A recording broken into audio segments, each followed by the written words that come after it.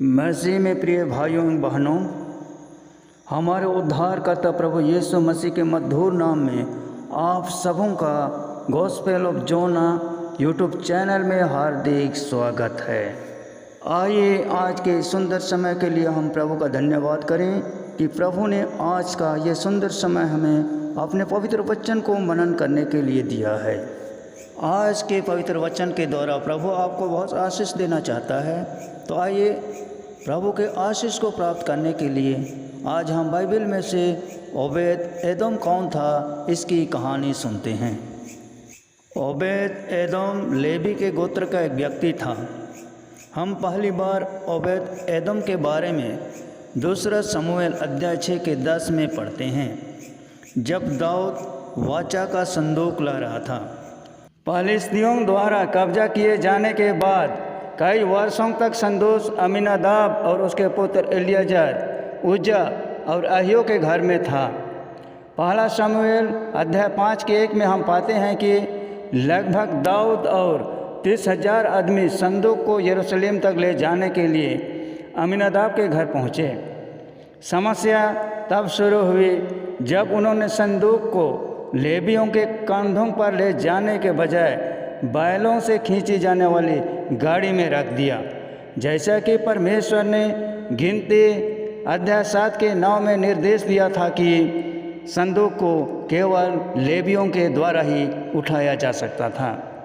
हो सकता है कि उत्साह में दाऊद इसके परिवहन के बारे में निर्देश भूल गया हो, लेकिन कारण कुछ भी हो, उज्जा, अहियो और दाऊद के सभी लोग खुशी से वाचा के संदूक को एक गाड़ी पर यरूशलेम ले जा रहे थे। जब बैल लड़खड़ा गए तब इसे स्थिर करने के लिए उज्जा ने हाथ बढ़ाया। जब उसके हाथों ने संदूक को छुआ तो उज्जा के अधर्म के कारण यहोवा का क्रोध उस पर भड़क उठा। इसलिए परमेश्वर ने उसे मारा और वह वहीं परमेश्वर के संदूक के सामने मर गया।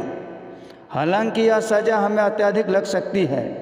इस्राएलियों को सदियों से चेतावनी दी गई थी कि वाचा का संदूक प्रभु के लिए पवित्र था।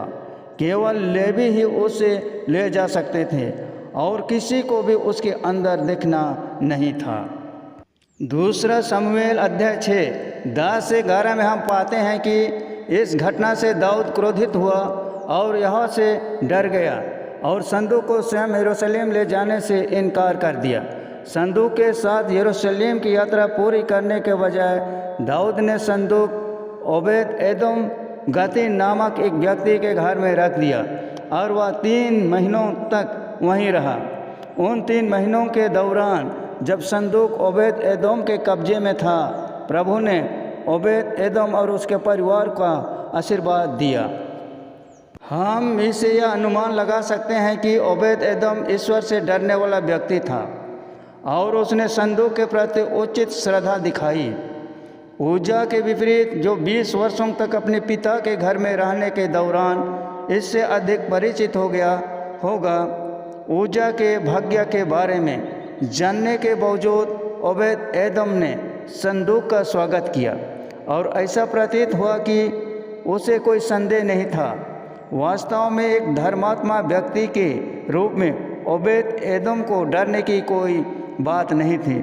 जैसा कि नीति वचन 28:1 कहता है, धर्मी लोग सिंह के समान साहसी होते हैं। ऐसा हो सकता है कि उसने अपने घर में संदूक को एक उपद्रव के बजाय एक उच्च सम्मान के रूप में देखा हो और परमेश्वर ने उसके रवैये को पुरस्कृत किया हो। पहला इतिहास 15:35 बताता है कि जब राजा दाऊद ने देखा कि परमेश्वर ने ओबेद एदोम को आशीर्वाद दिया है तो संदूक ले जाने का उसका डर दूर हो गया और वह संदूक को पुनः प्राप्त करने के लिए एक बार फिर गया। दाऊद वाचा के संदूक को अपने अस्थायी विश्राम स्थल के लिए यरूशलेम ले जा रहा था। इस बार उसने परमेश्वर के व्यवस्था के अनुसार किया और संदूक को अपने कंधे पर उठाने के लिए लेवियों को ले आया। उसने संदूक के प्रति भी अत्यधिक सम्मान दिखाया। जब यहोवा के संदूक को उठाने वाले 6 कदम चले तब उसने एक बैल और पाला हुआ बछड़ा बाली किया। परमेश्वर ने ओबेद एदोम को जिस तरह से आशीर्वाद दिया, उनमें से एक उसे कई बेटे देना था, सटीक रूप से 8 बेटे। पहला इतिहास 26 4 से 6 उन्हें और उनके बेटों को उनके पिता के साथ यहोवा के मंदिर में द्वारपाल के रूप में सूचीबद्ध करता है। ओबेद एदोम ने अपने परिवार पर यहोवा के आशीर्वाद के सम्मान में अपने प्रत्येक बेटे का नाम रखा। उदाहरण के लिए उन्होंने एक बेटे का नाम यहोजाबाद अर्थात परमेश्वर ने दिया और दूसरे का नाम इस्साकार अर्थात इनाम रखा। ओबेद एदोम के 62 मजबूत पुरुष उत्तराधिकारी थे और ऐसा प्रतीत होता है कि सभी प्रभु के प्रति वफादार थे। यद्यपि पवित्र शास्त्र में उनकी एक छोटी भूमिका थी।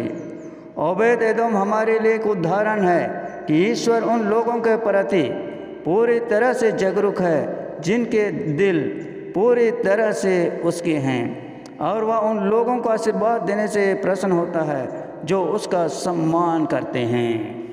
दोस्तों, यह कहानी आप सबों को कैसी लगी? अच्छी लगी तो इस वीडियो को अपने दोस्तों को अधिक से अधिक शेयर करें, लाइक करें और चैनल को सब्सक्राइब जरूर कर दें। धन्यवाद।